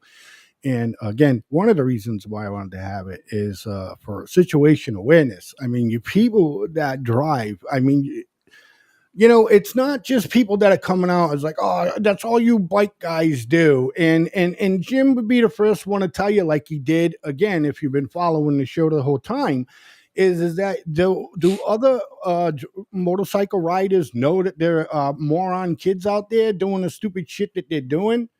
Okay, yeah. So you have a valid argument when you say, well, these kids drive like crazy. What do you expect to happen to them? Get it, 100%. But there's also far more people that have been riding motorcycles that don't act that way and are doing it with leisure with their wives on the fucking back of the bike, going on a little vacation or going for a ride. And all we're trying to say, man, is just try and stay off your damn phone and look twice. Yeah, okay, I mean, you to gotta that look point, twice. there are, I would say, the laws. I'm sorry for jumping in, buddy. The Go laws ahead. in California favor motorcycles more than they do vehicles. I didn't know that. They do. I have family that ride all the time. Her and her husband. She's got her own fucking Harley and everything. She tells me Nice. Motorcycles have more rights on the road in California than cars do. You know what I mean? Literally. I mean, on a highway, you're allowed to go in between traffic. I mean, like that's just crazy too. I mean, even if I was that able is to, dangerous, I but- wouldn't do that. And I guess that's the point. There are definitely plenty of people who would, but I think, in my experience, again, in the motorcycle community, those people are not the standard. I've ridden with, I don't know how many, hundreds of people, bike runs, all these things they do for cancer, for kids. Even just somebody loses their job and needs something support. They'll do a bike run. Yeah, like these people are just great people. And again, in there, sure, there are people who will ride like an asshole occasionally. Usually, it's not a full time. Hey, look, we've all hit the throttle and brought it up to 90. Again, I'm not going to say I haven't. I haven't overridden my capabilities. I'm not doing it. There at times. I'm not doing it. It's also part of the game. Like it's part of that situation. You know what I mean? You do have. It is supposed to be for fun. There is supposed to be a side of it that is, exciting. So, but to do it consistently, there aren't many people who do, because those are the ones that end up in trees. But the overwhelming majority of all of these guys on bikes and girls as well. I mean, there's so many more females riders today. It's unbelievable how many females you see on bikes. Hey, I think about it all the time, especially now, because my oldest son and his wife, they both ride. Oh, okay. They both. Oh, yeah, they've been riding for a long time. When he got his license for his car, the next thing he got was a license for his motorcycle. Okay. You know what I mean? And then, when he got married, of course, his wife used to ride on the back with him, but she wanted to learn. You know what I mean? I used to be like, my wife and myself, my daughter-in-law, I mean, she is the smallest thing. When she bought the smallest bike she could that she could put on, because she's real small. When she bought the thing, it still had to get lowered because she's so fucking small. Yeah. You know what I mean? Yeah. But they both ride. And the point is, there's every time I see a picture and they're like, "Oh, we're out for a ride." I mean, that's literally, and I'm bullshitting. It's kind of a tough day, a little bit for me. You know what I mean? Yeah, because you're just worried all the time. Yeah, Yeah, and my son, because I would choke him myself, and he knows that. My son's not the papa wheelie dude. My son likes to get on his bike and go just for a cruise. You know what I mean? So, now they both do it. So yeah. So, like I said, it's not the standard that you see. So I understand that a lot of people may have that picture in their mind, or that that's what they think it's about, but it's not. It's No. there's so many people that they're just good people out for a ride. And again, accidents happen. You can't. I'm sure there's plenty of times where somebody has pulled out on somebody and didn't. I mean, nobody, I would hope, plans on killing somebody on a bike, but it is that whole just look twice and save somebody's life. Like the Yeah. saying goes. That's exactly what it is. Look twice and save a life. Yeah. You know what I To the mean? best of your ability. I mean, the other thing that pisses me off, you do see on some of these like posts that people will put rider down, whatever. Yeah. There have been people that'll come on and say, the guy was probably speeding or whatever, and Yeah. it's not. It's automatic. It It's is automatic. sometimes. It absolutely is sometimes. So I hope that people don't think that either. But the overwhelming majority of people are good people who are just out. It's no different than owning a boat, or you going golfing. You like to shoot guns. It's a hobby that people look forward to and enjoy doing. Unfortunately, it's an extremely frigging dangerous hobby.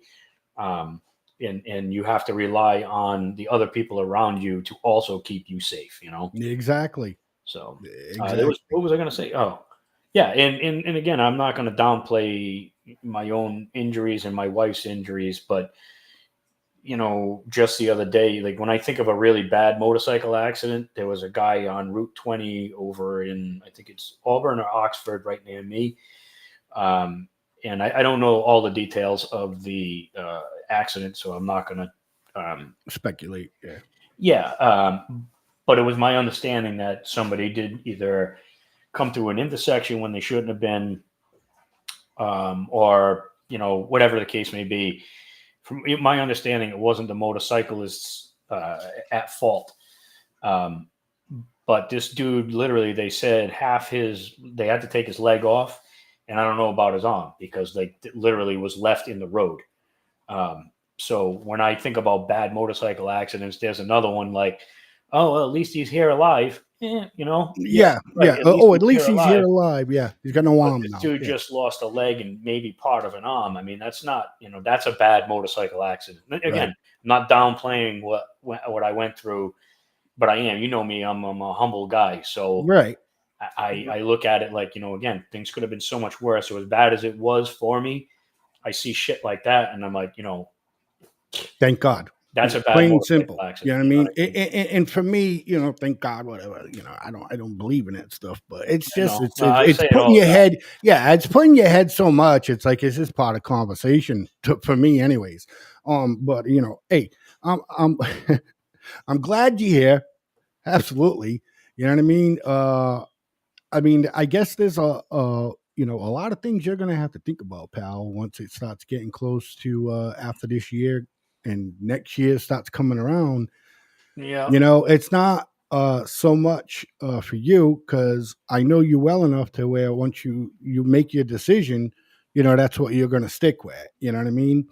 But I'm only bringing it up because you brought it up. Now there's the kids. Yeah. And that totally is going to play with your decision making. Yeah. If there's no kids, and this is just me, ladies and gentlemen, of me knowing Jim, the way I know him, no kids, Jim's riding. You know what I mean? Jim's going to ride his bike. You know what I mean? But there's kids now, and that makes a whole big difference. You know? Well, and that's what it is. That's something you got to work through. In one sense, is it selfish for me to get back on, or is it selfish for them to ask me to get off? Yeah.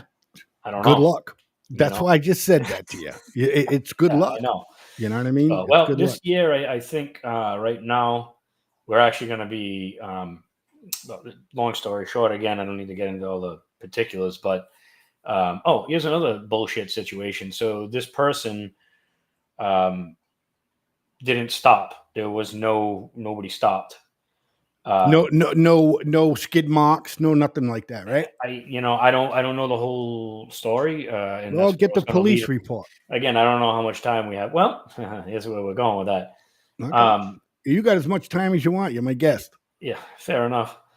So with that in mind, they've already ruled that I'm at fault because there was no collision with another vehicle. Oh, okay. And as far as we know, up to this point, here's what I don't understand either. I don't know. We all know the state police right now in Massachusetts is they're in a Shit bit of a, show. yeah, to say it lightly. Easy. So what ended up happening, from what we understand right now, because I've requested a police report, my insurance company requested a police report, even my Aflac, who I have a accident insurance, Yep. personal accident insurance, is requesting a police report. Right. So no state trooper ever came to see me in the hospital. Nobody took a statement from me. Yeah, you can see the shock on your face. And I kept waiting. So we ended up calling, like, what's the story here? And what we've been told is this is going, it was the second week. So we call the police, the state police, and they're like, oh, the police report's already been submitted. Here's your crash report number. You can request that from the DMV. Yeah. Well, like, okay. DMV. Yeah. Yeah, yeah, exactly. So we go and do that, and then they're like, "Oh, it's $20." I'm like, $20. So I go, I ping my insurance company, and they're like, "Oh yeah, whatever." No, these guys are supposed to take care of this for me, or at least I thought. But I was like, I don't care. I want the police report in my hands. So I pay the $20, and I'm waiting. Another week, 2 weeks goes by. I get a thing back from the registry. Oh, we're still searching for it, but we can't find it. It doesn't exist. I'm like, how is that possible? I gave you the crash report number. It should be Yeah. like going up on a computer and going, oh, here it is. Yeah. So my wife ends up, I'm like, again, I'm at work at this point. I Yeah. don't have time to Right. Hey, babe, continuously can you chase see all what you this can stuff. find out? Yeah. So she ends up calling, and they're like, oh, let me check. Oh, that wasn't from our barracks. So my wife's like, well, my husband's parents had to go and pick up the phone from your barracks. They were told it was out of Holden, Mass. And they're like, oh, let me take a look. They're like, no, this police officer doesn't work here. Yeah, and then they come back and tell her, like, actually, we don't even know where he works. We don't know what barracks he's from. So another day or so goes by. They finally find out who this guy is, and find out that on the police report it says it was at 1 a.m. I'm like, no, it definitely wasn't 1 a.m. I'm like, we left the place just after 11. I'm like, in where the accident happened Was just down the road or some shit. literally 10 minutes up the street. Yeah. So we actually looked at, what time we were admitted into the hospital. And I think it was 12:46 was like my wife's admittance. So A, the crash happened. B, you had to get police and fire on the scene. They had to cut our clothes off, get us in an ambulance, and transport us. So obviously it wasn't 1 a.m. So Right. now the guy's like, oh, Jesus, this police report isn't even accurate. So he does a little more digging, finds out that the guy who originally showed this police officer just showed up at 1 a.m. and did a police report. Just threw one together.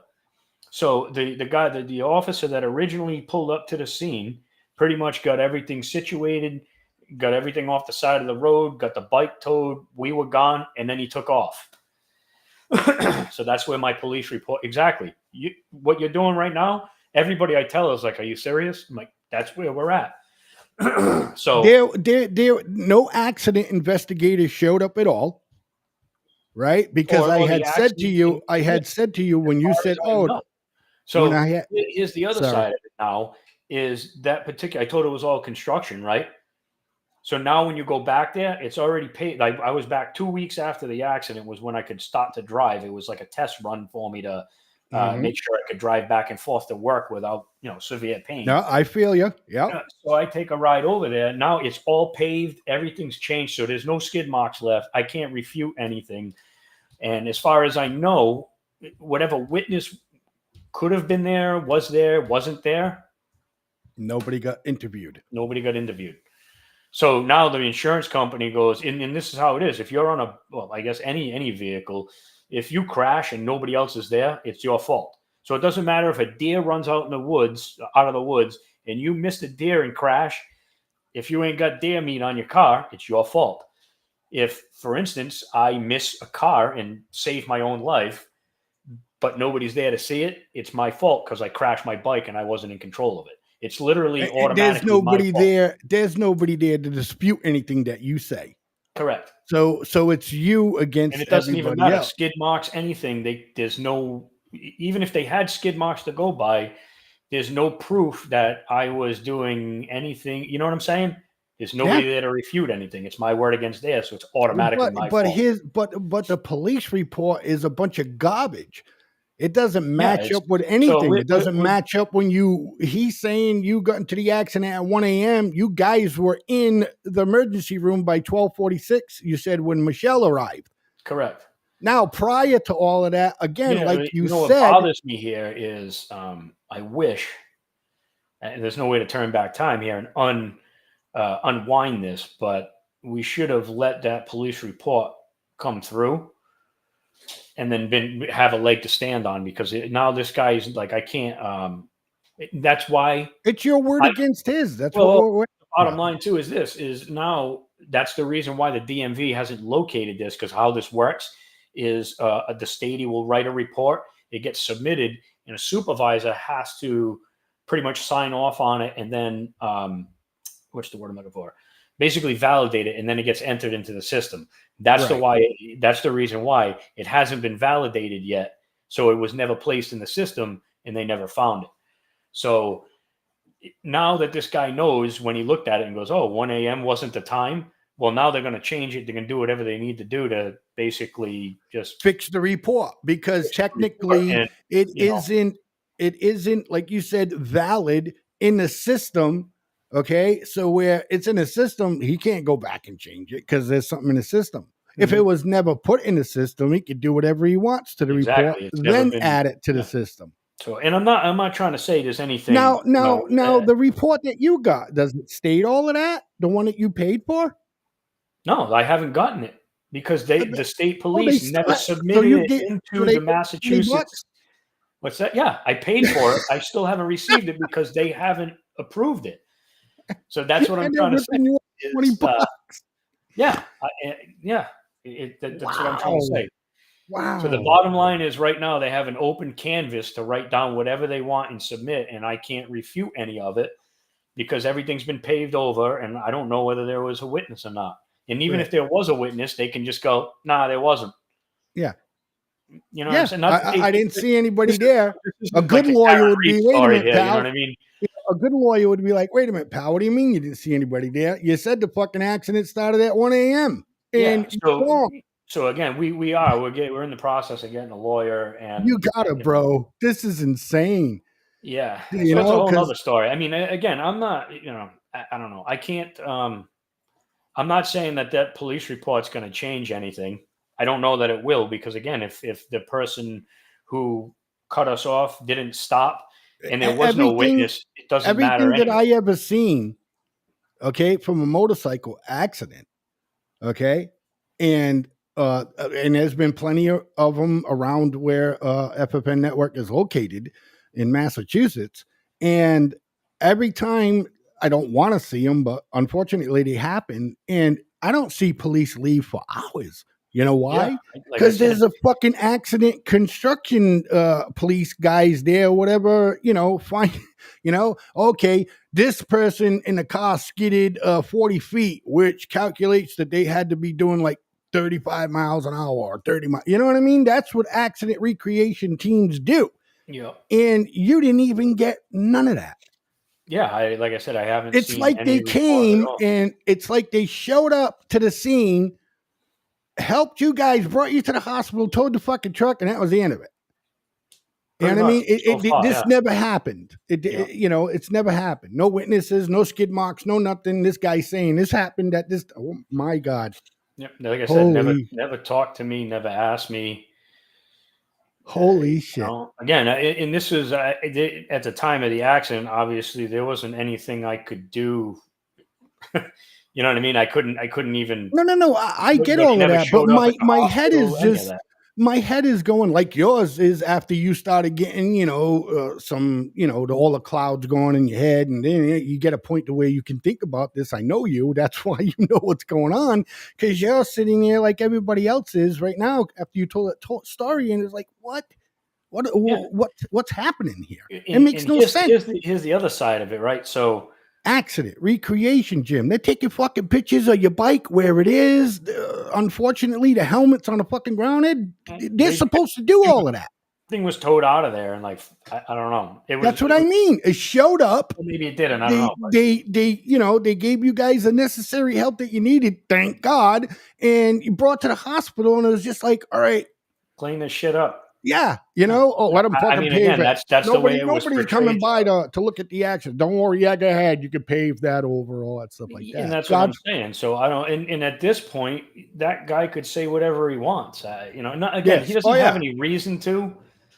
This laziness, Jim. That's the reason. What's that? Laziness. Well, yeah, okay, I'm saying because he was there at the fucking report, crash site, like you said, and whatever left and did whatever. Probably went back to the station and was like, "Oh fuck, I got to fill that report for that bike accident out." You know what I mean? What else is it? I don't know. And the other side of this that sucks is that when we start getting into how everybody sucks at their job nowadays, I called and requested from. Now, there's a thing that you may be familiar with. I don't know if you have Aflac or anybody. My youngest son does. I don't really know much about it. He's got so basically when the car and shit. So I got accident insurance. So if I go out in the backyard, chop my finger off, they give me so much money for a lost finger. Right. I got that's basically the gist of the insurance. Yeah. Yeah. It's a backup that they just pay you cash. You just got to provide the facts. You keep obviously. Yeah. Oh, here's my finger. Yeah, exactly. So when you go to submit a claim, you need what it's called a UB04, and that from the hospital is basically a summary of services or whatever the hell it is. So I've always had problems getting this from every friggin' hospital or any provider. So at this point in time, I was like, obviously, I'm gonna use the insurance I have to try to get paid as much as I can. Yes. Especially when my wife now, she's be working part time because she's got issues with the arm, everything else. Yes. So I start this process, and the lady the Aflac is like, "Oh, you need these forms." He gave me everything I needed. Not gave me everything. Gave me a list of everything I needed. Yes. So I call up. I ask the billing department, "This is what I need." They're like, "Yep, give me your email. We'll get it sent over to you. Usually takes 5 to 7 days." Blah blah blah. Again, week goes by. Week and a half goes by. Nothing. Finally, I call up the lady from Aflac, and I'm like, "Listen, I want you to get on the phone with me and tell these people what I need so we can get this going." They end up saying, "Yep, we have to mail it to you." So I'm like, "Why do you have to mail it to me? Like it's my medical records. Like I'll swing by on my way home from work and pick them up. Like just print them off or put them on a freaking thumb drive. I'll go grab them." Nope, got to be mailed. So again, not to beat this down and make it dragged out here. Another week goes by. I get mine in the mail. My wife doesn't get hers. So I submit this to Aflac. I get a notice back from Aflac. "Well, we're going to need a police report for my claim." And my wife doesn't have hers yet from the hospital. So I got to call again and do that. Right. So again, it's just like, every part of this whole entire scenario has just been an absolute clusterfuck. Yeah. Clusterfuck. Runaround. Yeah. Shit show. Big giant fucking runaround. Yeah. So I said, in the process, everybody else, even though it's $20, $20 is $20, and you don't got no answers. And pay me. Yeah. The only thing they did pay out, my insurance did pay out for the bike. So they totaled it originally. Yeah. They gave me like $7,500. Yeah. And it was $500 for the deductible because obviously they bang you for that. Again, because it's my fault, I pay the $500. Yep. And again, and that's what I said. I'm like, how can you guys even make a determination that it's my fault? And basically they said right out, like, well, you didn't hit anything, and we have nobody to refute or a witness at this point, so it is your fault. That's the way it goes. So unless we can provide witnesses and some sort of, I guess, proof one way or the other that we were cut off or that I was not 100% at fault, then I'm going to eat it. So anyway, that's that side of it. And of course, you get surcharged the whole 9 yards. I don't know. Yeah. So yeah, You know what I mean. pay. It's the way it You goes. Yeah, pay. you pay. Yeah, you got money for your So- bike. It's not like it's fucking free money. You don't got a bike. Your bike's destroyed. So yeah. So Go ahead. and then it was I had to buy it back for $1,070 from the insurance company after they deemed it total. So I did that. Right. Ended up with like $5,400 or something. I don't remember. And then so now we're gonna go buy a boat. So I'm gonna buy a small ass pontoon boat. And that's gonna I be am the rest of the definitely gonna summer. bust your fucking balls about that. Yeah. Okay. So You know?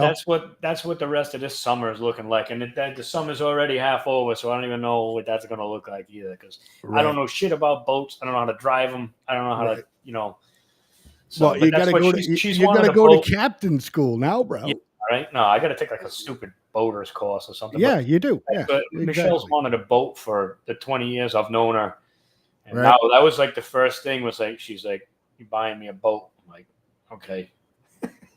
Right. So that's the story. What can you Where say we're at. about that? You know what I mean? It's like, baby, I'm sorry. All right, Yeah. I'll buy you a boat. I- You know what I mean?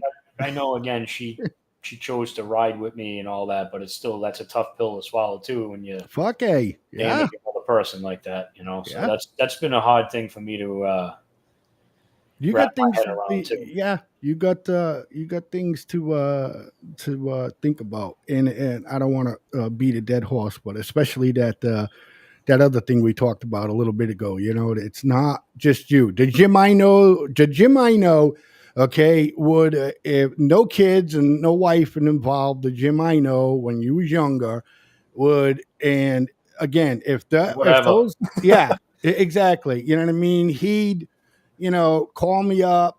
He'd be out of the hospital for about 6 days and drinking a fucking beer. And I'd be figuring out how to ride right now. exactly. You'd be like, I can't wait for this pain to go away. I got to get back on the bike. I got to fix the bike. I got to do all of these things like that. But again, like we talked about, when kids are involved and there's another person that you love and cherish and shit like that, it's tough. Yeah, You and know I what think mean? too It's that's one of crazy. those situations that for anybody out there in a car. That's another thing to take into consideration too. It's not only the dude on the bike; it's the rest of that dude's family. Yeah. So just taking that 2 seconds to check twice, to I don't know, just taking Right. the extra time. The bottom line is we all know that accidents happen, man. But an accident can actually be prevented, ladies and gentlemen. And when it comes to bike season, okay, because in New England we have all 4 seasons, and a lot of these people that in the community, bike community, that enjoy their lives with their some of these people have cross country bikes, man, when they literally get on their bike with their wife and they're going on vacation to wherever. I mean, you got to look twice. I don't know what else to say. You got to Really look not twice. much else. I mean, and that's too where, like I said, I wish part of. I'm not having a heart attack, by the way. It's just that gets a little achy. Like I said, I got to stretch. That's part. I wish part of like motorcycle, like just getting a regular license to drive a vehicle. Part of that would be somehow just taking a motorcycle course and just riding through, even if it was a fake setup area, whatever, just with training wheels on it. I don't care. I would love people to sit on a bike and ride somewhere to understand how vulnerable you are on that bike and get a feel for what it's like to be that vulnerable. I think for me, getting back on that bike after so long in the last, obviously just going back 8 years, No. That made me be able to recognize and see what it's like to be that vulnerable, but also made me a better driver in my car because of it. Just because Right. you realize what these people are dealing with. Right. Yeah, man. Look, I appreciate you more than you know for coming on the coffee shop on I the appreciate FFN network. and talking about your story. And again, I don't be all fucking queer and shit. You know what I mean? But I'm glad you're here, you little fuck. You know what I mean? And Probably cut that part of the show out. yeah, yeah, they can hear it live, but I'll cut that out later. Yeah, sure. But hey, it's been a pleasure, man. Thanks for coming on and talking to me and letting our listeners know. And hopefully, some of them, no matter where they are, you know what I mean. Everybody in the world drives motorcycles, and in the area, everywhere, all that stuff. Don't necessarily have to be a moped. A motorcycle. These kids are on these scooters nowadays, and Yeah, that's crazy too. Back in the day, they didn't even allow those, but they're flying around. I mean, just kids on bikes everywhere. Just yeah. Well, the bottom line is that of course, we would have did the same thing, Jim. Let's not fool anybody here. You know what I mean? They're buying these 25. They're buying these 25 cc mopeds, so you don't need to get a license. You don't need to do nothing. All you got to do is say, "Hey, this is from Fall River." They give you a sticker. I think it's like $10. You know what I mean? You don't need a license. You don't need nothing. And some of these kids modify these things to go from 30 to whatever, 50. You know what I mean? But yeah, they're weaving in and out of traffic, and they're putting these pipes on these things to sound like. And I want to grab them and go, they sell motorcycles, right? And what are you doing with this big pipe out here, But anyways, and again, being honest here, I would have did the same shit if I was a kid, man. In a moped, and how can I make it go faster? You know what I mean? That's the the whole thing. But again, they're just everywhere.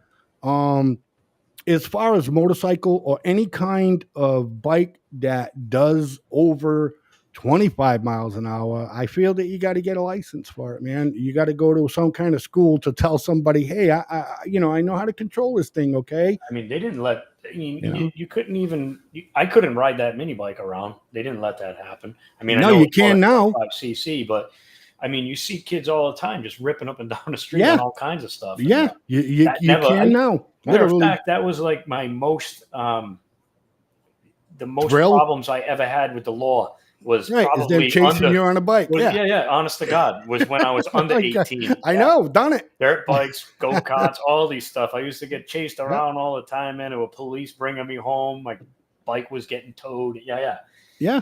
So nowadays they just fly around everywhere, but it doesn't.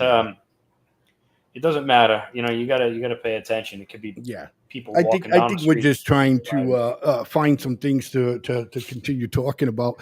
Yeah. But the bottom line here, and for the whole point of me having you on the show today, is number one, I'm very happy you're feeling a little better. I'm happy Michelle's feeling better, and just awareness. You know what I mean? I wanted people, as many people that came to watch the show, and all 3080ers that are on Trivo. I hope I'm saying that right. Trovo or Trivo, Trovo. How would you say that? Trivo? Trovo, right? Trovo. Yeah. All right. Anyways, I brought my boy on here to give everybody not a lesson, but a lesson that he's learned and what he wants everybody and everybody to understand. It's motorcycle season, ladies and gentlemen, and just look fucking twice. And I think that's a slogan, Jim. Look twice, save life. I think so. Somebody might have said that before. So I appreciate you, man. Thanks for coming on the show. Having me on. So yeah. And again, also Jim is a colleague. When he has time, he jumps on the Way We See It here on Tuesday nights from 7 to 9 p.m. here on the FFN network. Jim, pleasure, brother. I'll talk to you soon. We'll have our normal conversations as usual. Say hello to Michelle and tell her that I'm thinking about her and hope that she gets well shit soon. All right, man? Yeah, sounds good. All right, buddy. Take care. All right. All right. See you, bud. All right, everybody. That was my good friend Jim Costa, and like I said, him and his wife got into a bad not a car accident, a motorcycle accident about 5 weeks ago, and I wanted them to come to the show to tell everybody his story, and there's so much that goes into something like this, and like he said, if there's no wife or no kids involved, it's a different it would be a different decision for him to find a way to get back on his bike. But for me, the decision would be 100 times harder. Especially if you do have your child that says, I don't, I don't want you to drive a motorcycle no more, Daddy. Shit like that, and that in itself is a little crazy. But with that being said, ladies and gentlemen, I got some announcements to shoot out to you folks here, and maybe around my area here, Fall River, Somerset, Swansea, Westport, Dartmouth, and New Beige. It's overcast, but again, FFN Network, okay, does live shows simultaneously on Kicks, Facebook, Twitch, YouTube, X, LinkedIn, TikTok, Instagram, Telegram, D Live, Daily Motion, and Trovo.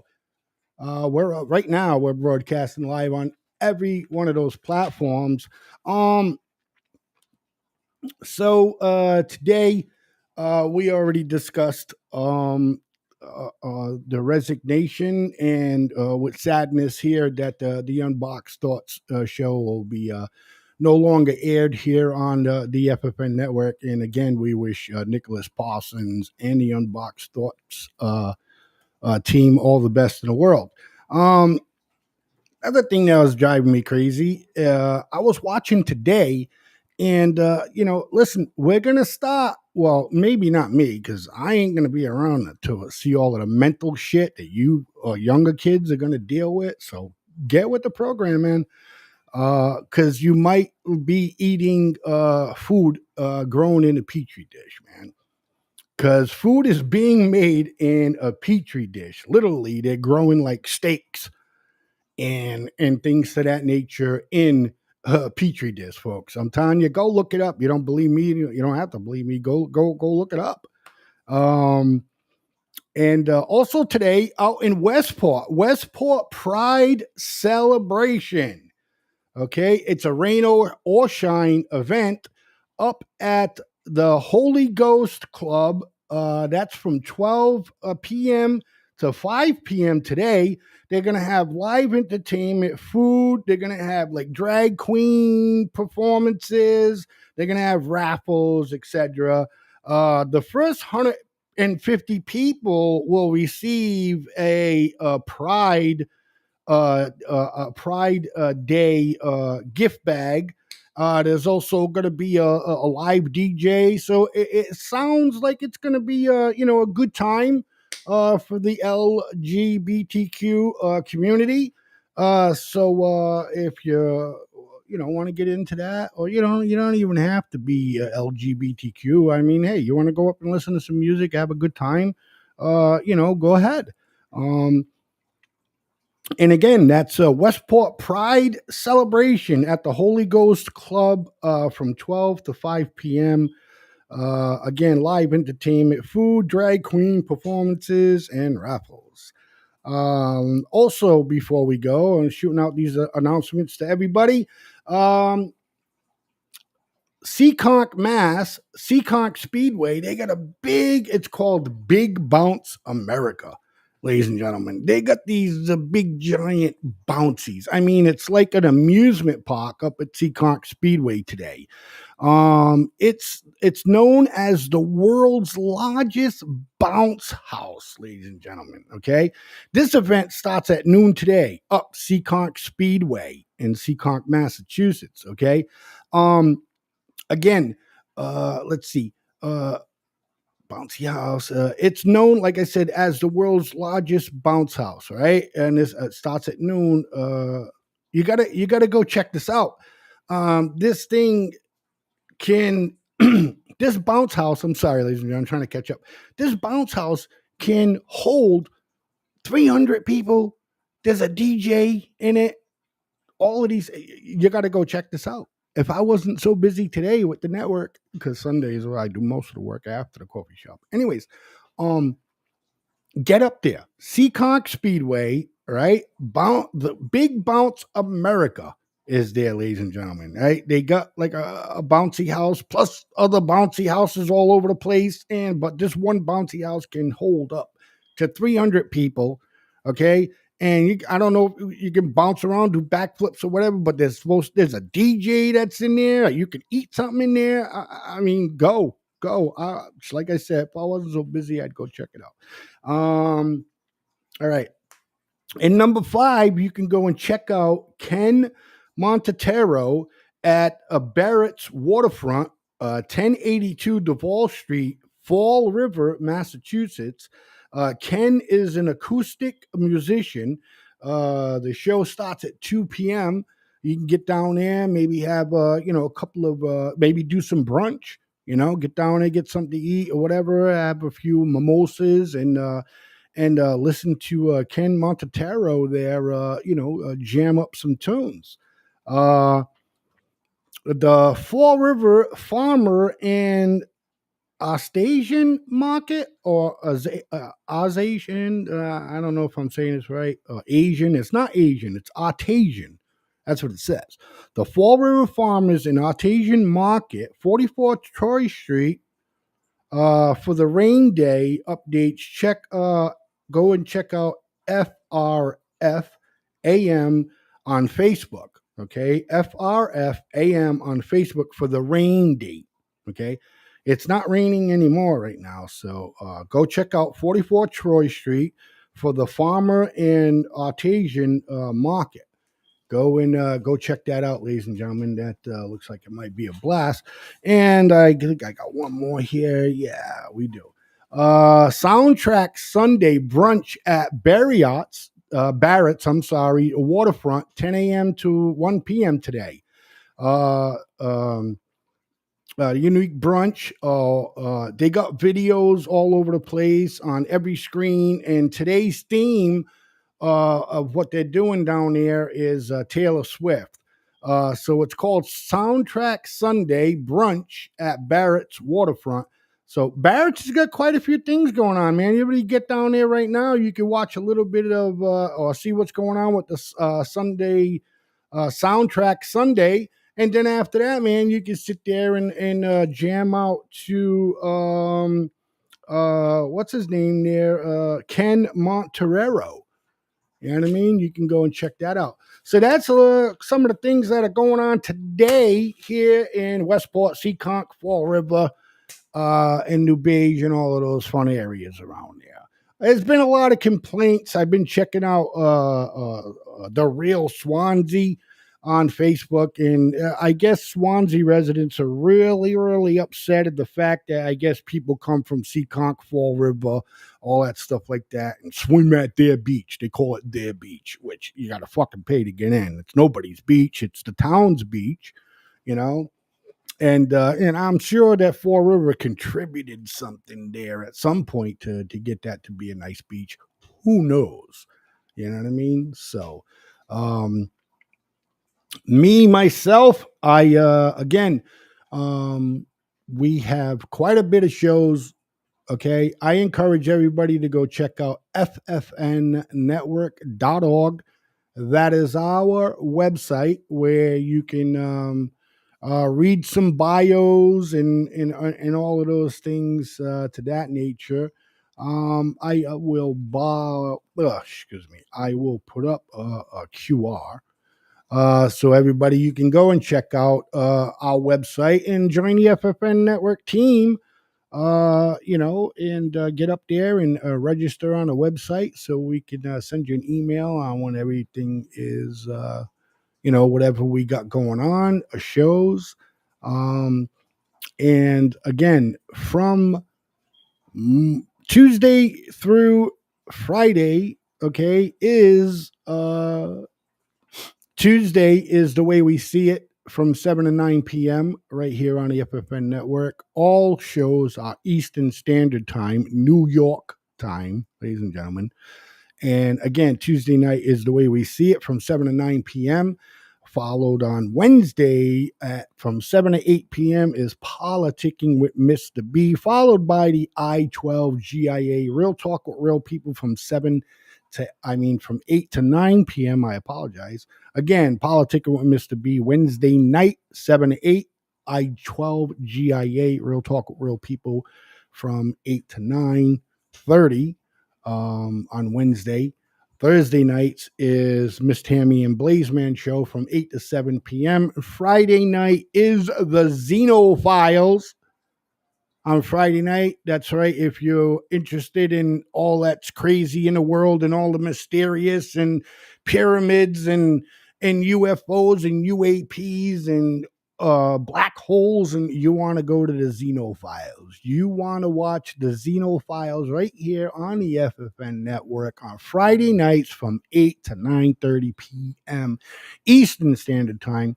Ladies and gentlemen, I'd like to thank you very much for tuning in to the coffee shop with yours truly, Blazeman. It's been an absolute pleasure, everybody. And we will see you next Sunday from 10 a.m. until I get bored. With that being said, good night, everybody. Be kind. If you got it, give it. And peace and love to everybody out there. Thanks for tuning in again to the coffee shop. We're going to have some more guests next week. And go to FFN Radio Network on Facebook and check us out. Good night, ladies and gentlemen. Good morning, ladies and gentlemen. Good evening. It's 12:10.